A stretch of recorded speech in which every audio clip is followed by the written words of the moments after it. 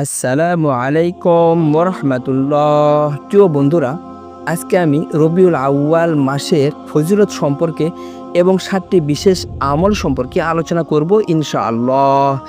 পবিত্র রবিউল আউয়াল মাস অনেক ফজিলতপূর্ণ একটি মাস, কেননা এ মাসে আমাদের প্রিয় নবী হজরত মুহাম্মদ মুস্তফা সাল্লাল্লাহু আলাইহি ওয়াসাল্লাম দুনিয়াতে আগমন করেছিলেন। তিনি জন্ম লাভ করেছিলেন।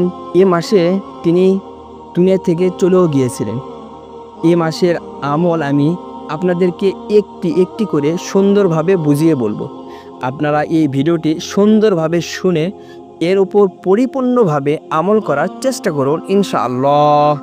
1 নাম্বার, রবিউল আউয়াল মাসের প্রতি সোমবারে একটি করে রোজা রাখবেন। রাসূলুল্লাহ সাল্লাল্লাহু আলাইহি ওয়াসাল্লাম রবিউল আউয়াল মাসে প্রতি সোমবারে রোজা রাখতেন। এ ব্যাপারে হজরত আবু কাতাদা রাদিয়াল্লাহু তাআলা আনহু বলেন, সোমবারের রোজা সম্পর্কে নবী করিম সাল্লাল্লাহু আলাইহি ওয়াসাল্লামকে জিজ্ঞেস করা হলে তিনি বললেন, এদিন আমি জন্ম লাভ করেছি এবং এই দিনই আমি নবুয়ত প্রাপ্ত হয়েছি বা আমার উপর কোরআন নাজিল করা হয়েছে। মুসলিম শরীফ 1162। প্রিয় বন্ধুরা, আমাদের জীবদ্দশায় এমন একটা দিনও যায়নি যে সোমবারে রোজা পালন করেছি। যদি আমরা রবিউল আউয়াল মাসের সোমবারের দিনের সম্মান প্রদর্শন নাই করতে পারি, তাহলে আমরা কিসের মুসলমান? তাই এ মাসে প্রতি সোমবারে রোজা রাখবো ইনশাআল্লাহ। এছাড়াও এ মাসে আরও 3টি রোজা রাখতে পারেন। প্রতি চন্দ্র মাসের 13, 14 ও 15 তারিখে আইয়ামে বীজের 3টি রোজা রাখার কথা হাদিসে এসেছে। এর প্রতি যত্নশীল হওয়াও যেতে পারে। হজরত আব্দুল্লাহ ইবনে আমর ইবনে আস রাদিয়াল্লাহু তাআলা আনহু থেকে বর্ণিত হাদিসে রাসূলুল্লাহ সাল্লাল্লাহু আলাইহি ওয়াসাল্লাম বলেছেন, প্রতি মাসে 3টি করে সিয়াম পালন সারা বছর ধরে সিয়াম পালনের সমান। সহিহ বুখারী হাদিস নাম্বার 1159। 2 নাম্বার, নফল নামাজ আদায় করা। আল্লাহ তাআলা সর্বপ্রথম বান্দার নামাজেরই হিসাব নেবেন। দিনে কয় ওয়াক্ত নামাজ পড়েছো, কত ওয়াক্ত নামাজ কাজা করেছো, অথবা এমনও হতে পারে অনেকে নামাজ পড়েছে কিন্তু তা কবুল হয় নাই। তখন আল্লাহ তাআলা ফেরেশতাদেরকে বলবেন যে দেখো তার কোনো নফল সুন্নত নামাজ আছে কিনা। যদি থাকে তাহলে সে নামাজ তার জন্য সাহায্যকারী হয়ে যাবে। সুবহানাল্লাহ। এবং ওই নামাজ সে জায়গায় পূরণ হয়ে যাবে। সারা বছর নফল নামাজ পড়তে সময় পাই না, তাই এ মাসে বেশি বেশি নফল নামাজ আদায় করব ইনশাআল্লাহ। বিশেষ করে তাহাজ্জুদের সময় এই নামাজের ফজিলত অনেক বেশি। ফজরের ওয়াক্ত আসার 15-20 মিনিট আগে আমরা 2 রাকাত অথবা 4 রাকাত নফল নামাজ পড়ে নিব।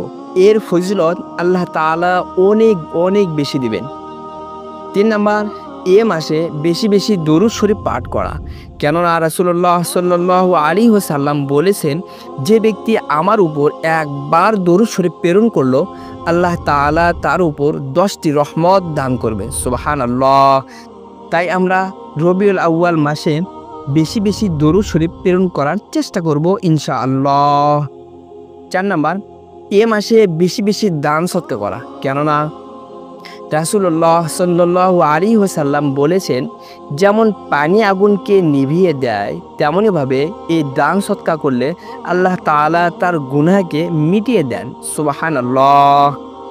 5 নাম্বার, এ মাসে রাসূলুল্লাহ সাল্লাল্লাহু আলাইহি ওয়াসাল্লাম এর রওজা শরীফ জিয়ারত করা।